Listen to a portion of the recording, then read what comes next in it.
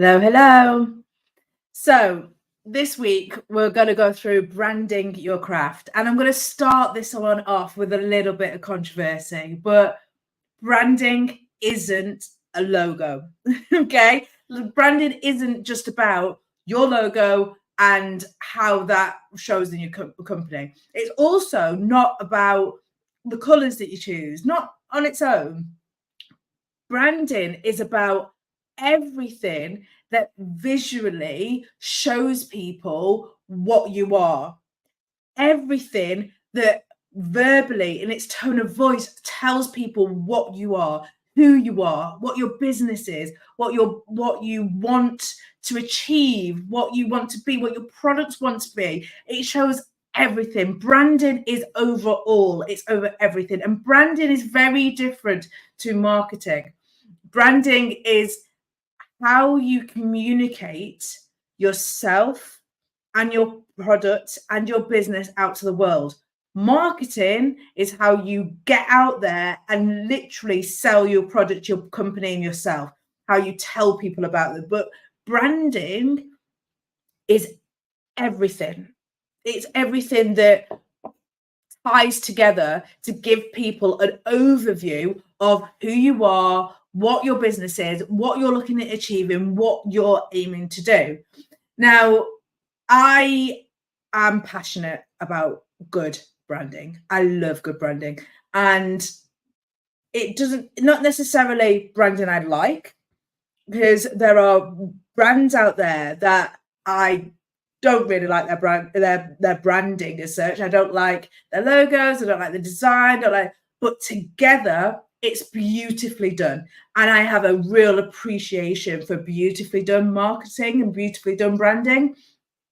But when it comes to starting a business and it comes to starting your craft brand, it's a minefield. You have no idea, where to go, what to do. You know you need a logo, so you create one of them, and then you kind of know that you need to have the same color scheme over, so you create that. But it's not always the same, and it doesn't always flow, and it doesn't always match, and sometimes it's really difficult to get that same vibe across everything you do, across everywhere you are, and knowing that your customers will look at it and know exactly who you are, exactly what you are, exactly what you stand for, what your values are. And it's really difficult to do. Now, one of the things I always teach is do a mood board. So look at other products that are similar to yours, look at your competitors, look at people that are out there that are doing similar products and go, okay, I like that.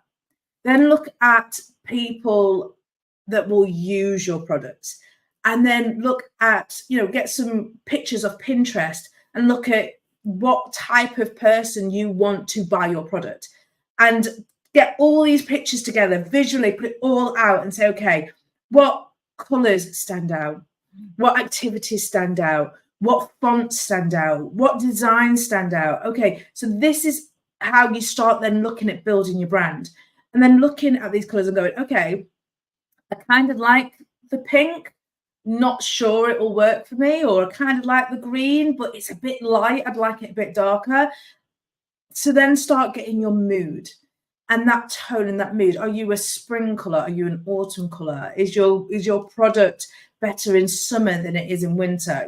Having a look at all of these different aspects. And literally, it's the best thing, because you get to play a game of, making a little collage of all these different things you see and go, okay, this is what I want people to feel. This is how I want them to think when they see us. This is what I want to point out about our values. This is, even down to are you recyclable? So I want to have that recyclable, logo everywhere so that they can see that we're a recyclable product. All these different things. That having that logo, it's a choice of a logo. We're recyclable, yeah. But then what that does is it actually communicates one of your core values in looking after the environment, looking after your community. So looking at all of this and looking at all of it as one is really important. I'm just going to plug in my laptop because it's is really important to developing a full theme and a full design and a full everything around your branding. And when you're looking at this, yes, it's, your first thing in mind will be your logo. And then it'll be like the typeface you use. Then it'll be the website you're building or the flyers that you're designing. But it's really important to take into consideration the customer journey through this as well. So you're attracting them to you with your logo on flyers and on websites and on social media, and you're attracting them to you, and that's fantastic. Then you're getting them to your website, or you're seeing them at an event, and they can see your branding all over your stall because you've got it all designed so that they've got the logo, they've got, the colors, your actual setup is made so they've got the 3 points, they can see all of your products, they can see your hero products, your supported products. It's all there. You've got a massive big logo behind you. If you're anything like me, logos behind you, massive. You spend half your time going, this is me, so that people can see who you are and what you're doing. And you've done all that. And then they've bought the product from you and they get home and it's like, it's just a product. Where's the theatre? You've given me theatre all the way up. You've given me theatre in your social media. You've given me theatre in your flyers. You've given me theatre at your stall. You've given me theatre on your website with all the logos and the designs and the colours and the fonts and everything else. But then I've just got a product in a bag. Branding extends past the purchase period right through into the after service. So when you're looking at your design, looking at your branding, looking at the experience that you want people to have before they purchase for you, also consider how that branding stretches out to the experience that they have after they purchase from you. Okay. And that's not just a logo at that point, because they've got your logo, and that's not colors at that point, because they've seen all the colors, they've seen all the fonts, they've seen everything, and they've still chosen to buy from you. Brilliant. The tissue paper you use when you wrap their product up and put it in a box or in a bag, does that have your design on it? Does that give off the same vibe that your website does? If you're shipping it out, does your box give a bit of theatre to it? Do you open it up? Do you have a thank you card? Do you have a discount for their next order? Have you got a little treat in there? My thing was, I used to love, because I made candles and I had this whole theme around that huggy experience, that Scandinavian experience of loving your home, having it smell nice, having it feel nice, having everyday luxuries in your home. So even though the candles, weren't bargain basement candles, they weren't high expensive candles that you can only afford once a year. These are candles that you can afford every single month as a treat to give yourself a little bit of luxury. So what did I want them to think when they opened the box? They got wax melts, any new wax melts that I had as testers so they could test out new scents, but they got a tea bag. And I used to put a tea bag in there with a thank you card so they could have a little cup of tea on me. I used to change it seasonally. So in the winter, I would have bags that were recommended for hot tea with hot tea flavors in there. And then in the summer, I used to have the cold brew teas with more vibrant summer flavors in there. So I was thinking about that whole experience all the way through. There'd be a thank you card with a 10% off. There was all this sort of theatre afterwards. So that branding, that feeling I wanted them to have when they were drawn in was the same feeling I want them to have in the aftercare. Emails that go out to them afterwards. Are you correctly talking to your customer? Are you giving them the same feeling when you're dragging them in as you were talking to them once they're a customer? Have you got an email sequence set up where you ask for feedback? How's it going? Have you tried your product? Is it good? A thank you email that goes out. Thank you very much for your order. Welcome aboard into our community. This is what we're about. This is who we are. Are you telling them about yourself, your journey, your values? So when it comes to branding, in the first instance, we all talk about logo designs. We talk about the colors. We talk about the fonts. We talk about how your website's going to look, how the imagery is going to look on your store. We talk about all of this, but a lot of people miss the fact that a branding journey doesn't end for the customer at point of purchase. That branding journey continues after, into the aftercare service. And that aftercare service is so important because you spend so much time, energy, and money dragging a customer into purchase. Now they've purchased from you, they are potentially a customer for life.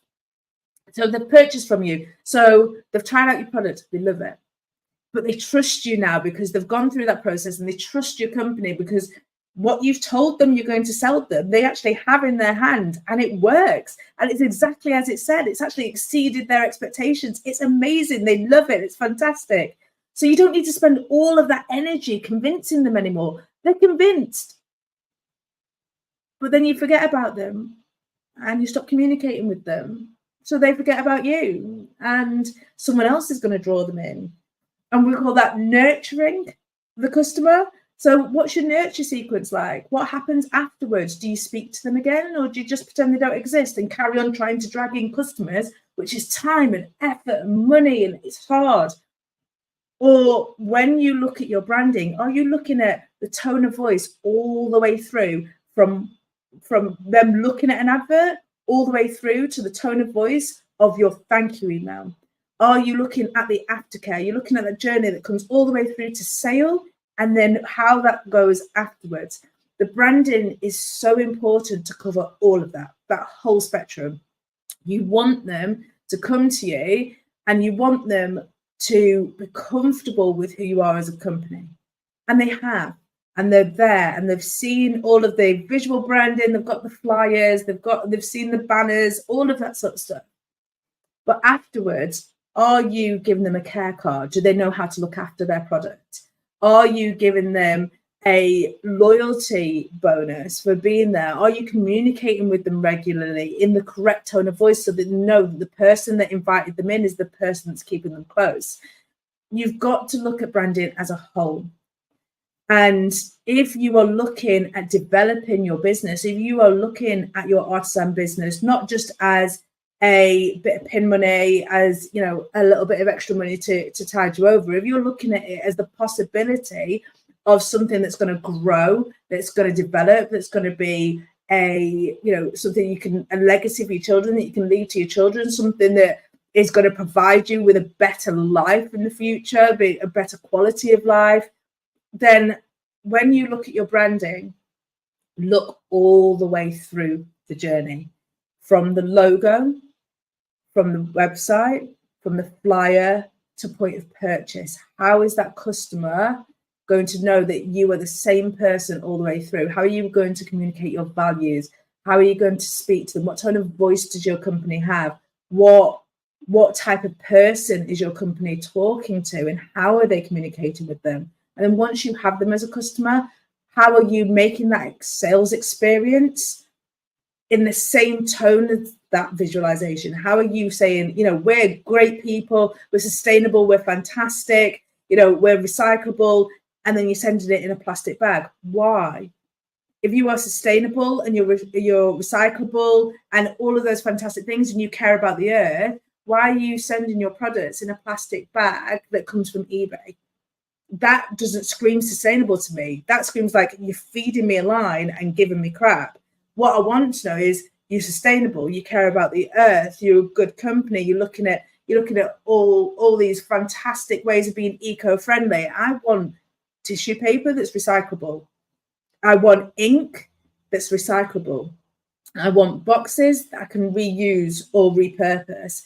I want to know that when I get that product, I'm getting what you've promised in the first instance. And then off the back of that, my aftercare, I want to know that my aftercare is just as thought through as that sales process. So when you look at your branding, look at how you're bringing people in, and then how you are continuing to service them afterwards. Because otherwise it's a little bit like business catfishing. You're telling them you're this amazing thing, and then they're meeting you and they're going, well, that doesn't tie up. It doesn't match. It's not the same thing. So make sure that when you're looking at your branding, you're looking at the whole journey. It sounds scary, and it's one of them things where, well, how do I know what the journey looks like? Well, it's you that creates it. So it can look like anything, but it's you that creates it. So look all the way through and look at the branding as a way to communicate yourself, your product, and your values to your customer as a whole service all the way around, from when they first see you to when they become a repeat customer and buy from you time and time again. You keep the same level, the same consistency all the way through, the same branding all the way through, the same visualizations all the way through, but that your values are key in your branding all the way through. I hope that's helped someone. I hope that's helped all of you. And if you have any questions about how to make that customer journey a completely branded experience, drop a comment below and we can have a chat and we can go step by step through what your product is, what your goals are, how you want that to relate to your customers, and we can make you a timeline for that customer journey to make sure your branding is the same all the way through and that consistency of the branding is there. All right, guys, I will see you next week. Take care. Bye.